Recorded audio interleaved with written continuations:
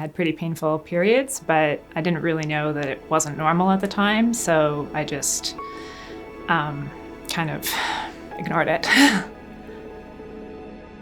My pain symptoms really got a lot worse, to the point where I had really severe pain probably 2 or 3 weeks out of the month.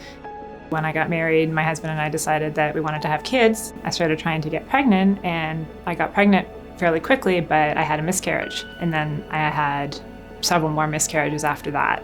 I went to the doctor to try to figure out if there was some kind of fertility problem that was causing the miscarriages. Finally, something showed up on an ultrasound, and they said that it looked like it could be endometriosis. I got diagnosed when I was 34, so by that time I'd been having symptoms for over 20 years. I had to stop working for 2 years. I couldn't really do things with my family. I had to spend a lot of time in bed. There was just a lot of life that I was missing out on.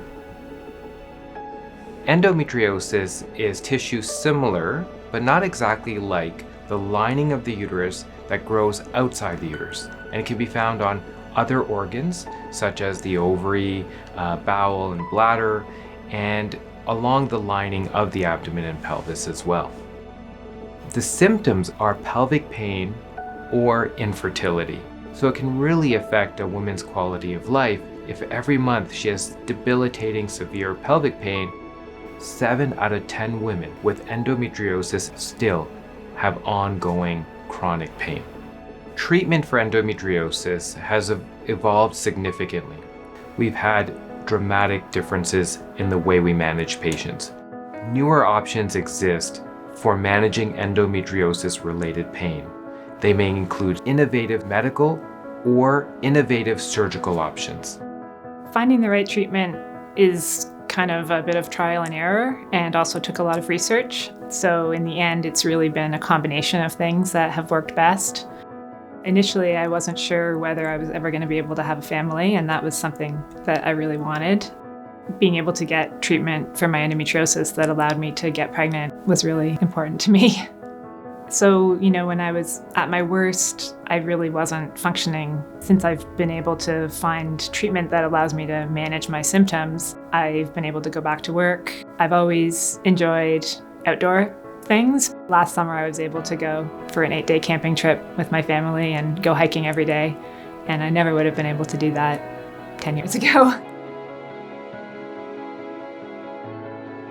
Unfortunately, because endometriosis is a very difficult condition to treat, there are so many patients that can be told either by family members or by healthcare practitioners that they are being treated, and if the treatments aren't working, it must be them.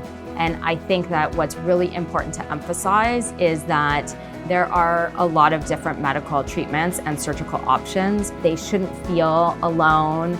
They shouldn't have their pain minimized or be told that it's in their head. How can you be your own advocate?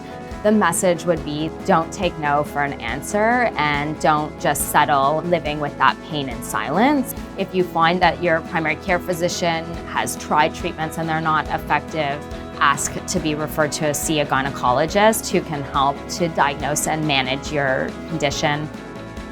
I think if you look back 10 years, 20 years, there were many more women living in silence. In this generation of women, they're going to be brought up in a world where it's okay to talk about it. They don't have to just put up and live with their pain.